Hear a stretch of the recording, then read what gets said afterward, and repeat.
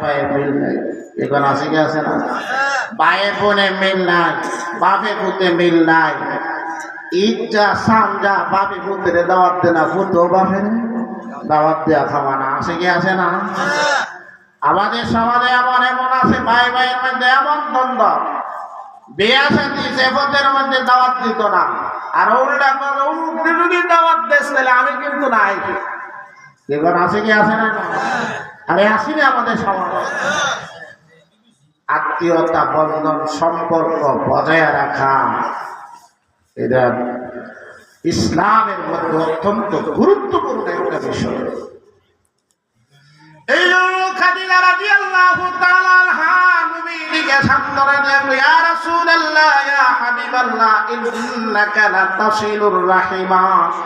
নবীজি, আপনি তো মানুষের সাথে আত্মীয়তার সাথে সম্পর্ক বজায় রাখেন, ওয়া তাসদুকুল কালাম, আপনি তো মানুষের সাথে সত্য কথা বলেন, কোনোদিন মিথ্যা কথা বলেন না।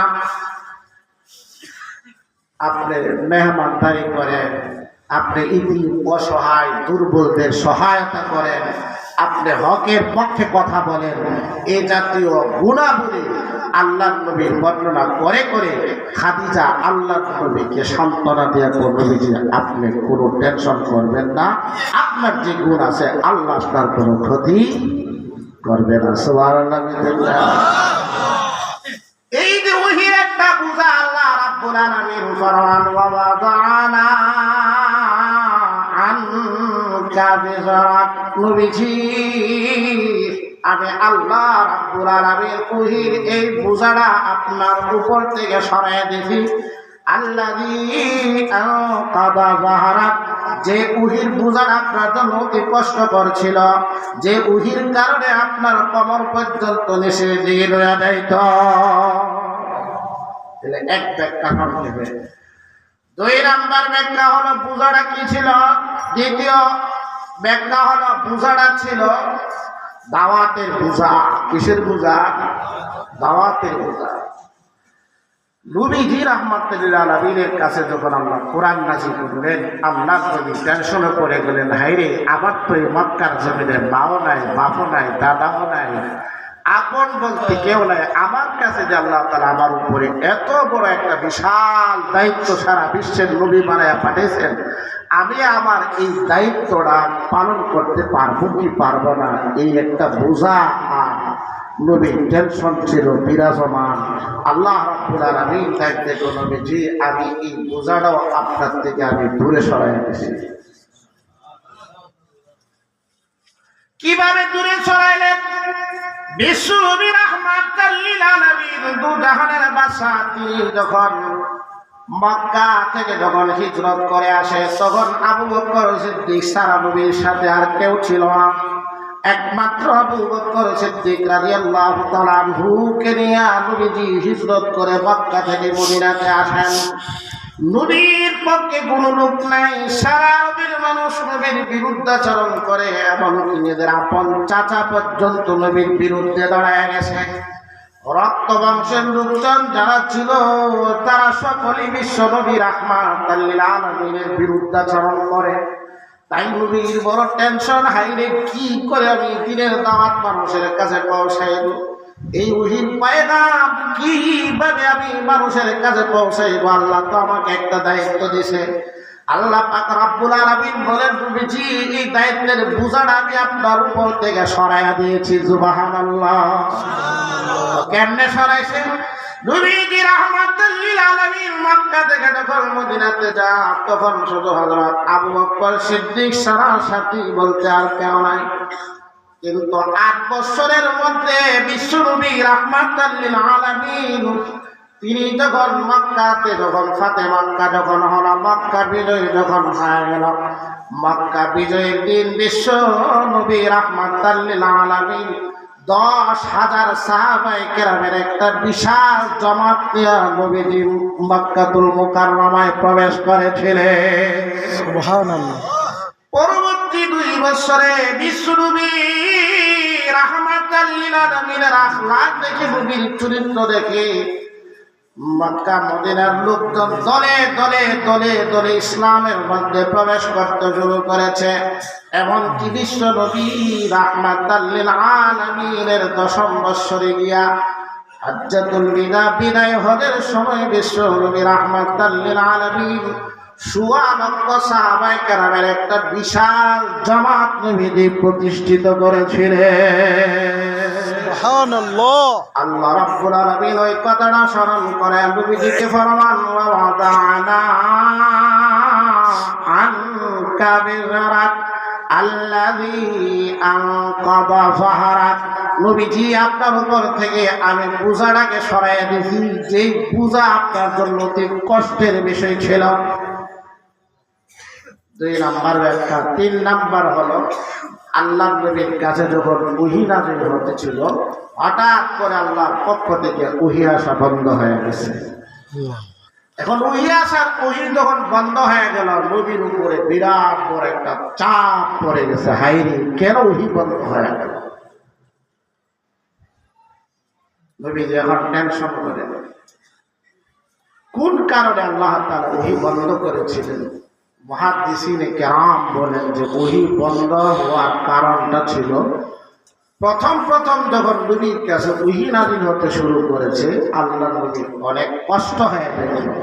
এজন্য আল্লাহ রাব্বুল আলামিন কিছুদিন পর্যন্ত ওহী পাঠানো বন্ধ করে দিলেন, যাতে আল্লাহ নবীর কষ্টটা দূর হয়ে যায়। এই ওহীটা কতদিন বন্ধ ছিল এ ব্যাপারে মুহাদ্দিসিনে কেরামের মধ্যে, উলামায়ে কেরামের মধ্যে ভিন্ন ভিন্ন মত পোষণ করেছেন। কেউ কেউ বলেছেন নিম্নে 3 দিন পর্যন্ত নবীর কাছে ওহী বন্ধ ছিল, ঊর্ধ্বে 3 বছর পর্যন্ত নবীর কাছে ওহী বন্ধ ছিল।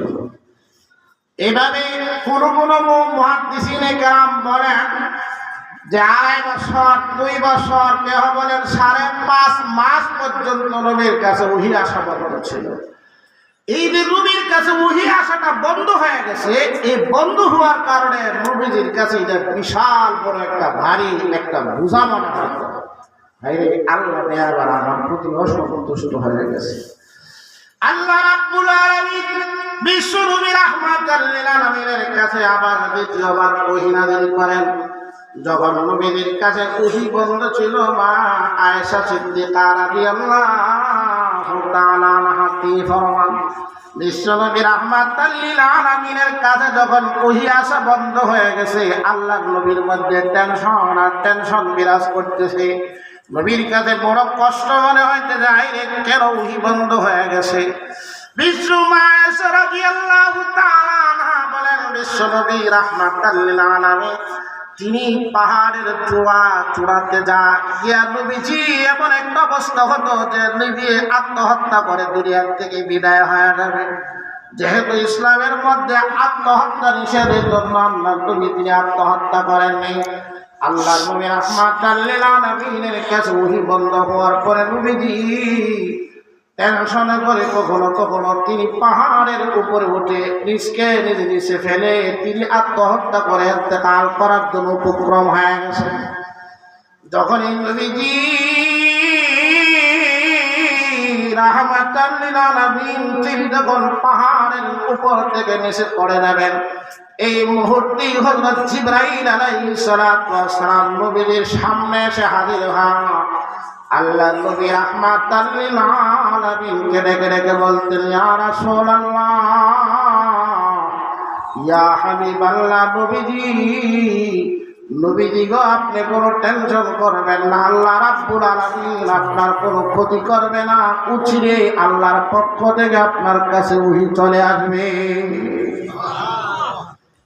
এইভাবে সময় বিশ্বনবী রাহমাতাল লিল আলামিন বড় টেনশন আর পেরেশানি নিয়ে তিনি পাহাড়ের চূড়াতে চলে যাইতেন।